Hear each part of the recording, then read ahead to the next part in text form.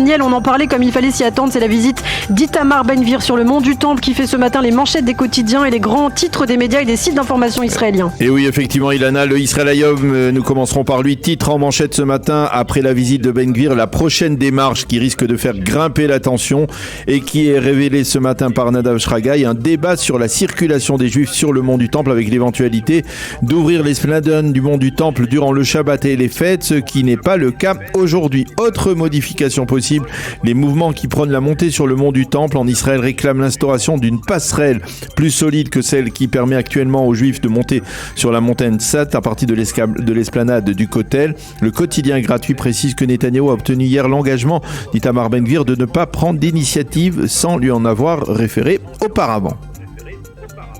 Quant au Yediot Aharonot, il a choisi de titrer en manchette sur la colère provoquée par la démarche de Ben-Gvir dans le monde arabe et au sein de la communauté internationale. Avec en priorité les critiques de l'administration Biden, la convocation de l'ambassadeur d'Israël à Amman et la décision des Émiratis de reporter la visite de Binyamin Netanyahou à Abu Dhabi prévue pour la semaine prochaine. Et dans la série des critiques, le Yediot Aharonot mentionne également ce matin celle des grands rabbins d'Israël et de Jérusalem, le Rav Yitzhak Yosef et le Rav Shlomo Amar, qui ont dénoncé la montée d'Itamar Ben-Gvir sur le mont du Temple et qui ont affirmé qu'elle allait à l'encontre de la halakha. Le Maariv, lui, a choisi de titrer ce matin en page d'ouverture sur le tir d'une roquette hier à partir de la bande de Gaza, une roquette qui n'a même pas franchi la frontière avec Israël.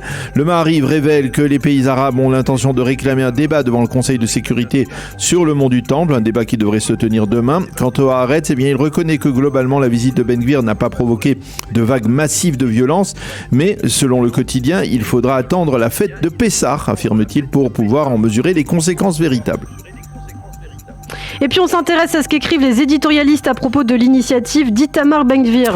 Pour Avi Sakharov dans le Yediot Aharonot, cette démarche n'est pas à proprement parler une surprise, mais pour lui la surprise vient de Gaza avec un Hamas qui va peut-être tenter d'obtenir un succès qui pourrait secouer Israël, comme par exemple un attentat en Judée et Samarie. Il ne faut pas l'espérer bien entendu. Sakharov reconnaît que de facto la visite d'Itamar Ben-Gvir ne modifie en rien le statu quo sur le mont du Temple, mais comme Ben-Gvir, il est depuis longtemps considéré comme un provocateur qui suscite de la violence, alors il faut considérer que l'événement n'est pas encore terminé. Fin de citation. Pour arriver à Sakharov, le gouvernement a besoin d'un adulte responsable qui freinera les pyromanes. Toujours dans le Yediot, Gilad Sharon, le fils d'Ariel Sharon, écrit ce matin dans la page éditoriale du journal que les ministres israéliens doivent pouvoir monter sur le mont du Temple, mais ils ne doivent pas oublier que leur mission est avant tout de restaurer le sentiment de sécurité des Israéliens. Pour l'éditorialiste du Haaretz, Ben-Gvir a prouvé qu'il n'y avait pas de différence entre le petit voyou qui avait multiplié les provocations il y a de cela quelques années et celui qui est censé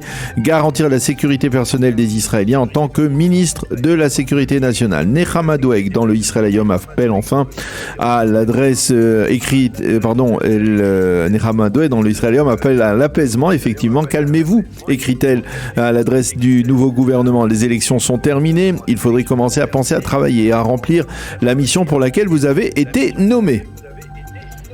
Et puis toujours à propos du mont du Temple, Israël Hayom nous livre ce matin des extraits d'un rapport anti-israélien publié par des ONG turques. Oui, l'ONG turque Notre Héritage, c'est son nom, a publié un rapport qui confirme l'implication grandissante du gouvernement turc dans ce qui se passe actuellement à Jérusalem et sur le mont du Temple. Dans ce rapport, il est écrit, entre autres, je cite, que les Juifs réinventent l'histoire.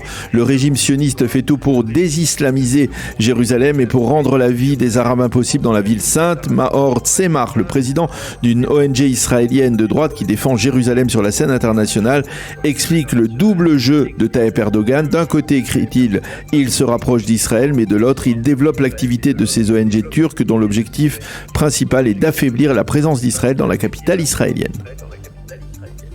Le Maariv publie ce matin l'éditorial d'Alan Baker sur l'ingérence de l'Union européenne dans ce qui se passe en zone C en Judée-Samarie. Oui, Baker, qui a été le conseiller juridique du ministère des Affaires étrangères et un diplomate de haut niveau, revient sur le document secret publié récemment par l'Union européenne qui s'intitule « Plan de développement européen de la zone C ». Il rappelle que les Européens agissent illégalement en encourageant les Palestiniens à s'installer et à construire en zone C qui, selon les accords d'Oslo, est sous contrôle exclusif de l'État d'Israël et de Tsahal.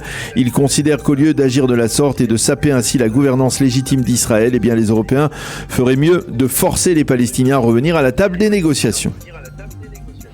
Et enfin, l'autre grand titre ce matin, c'est la tension qui grimpe en perspective de la décision de la Cour suprême concernant la légalité de la nomination d'Aryeh Deri au sein du gouvernement. Oui, c'est en effet demain que 11 juges, pas moins, de la Cour suprême devront débattre et déterminer si la nomination d'Aryeh Deri au poste de ministre dans le gouvernement Netanyahou est légale ou bien s'il s'agit d'une violation de l'accord de plaidoyer qui a été conclu l'an dernier par Aryeh Deri et par le parquet après sa condamnation pour infraction fiscale.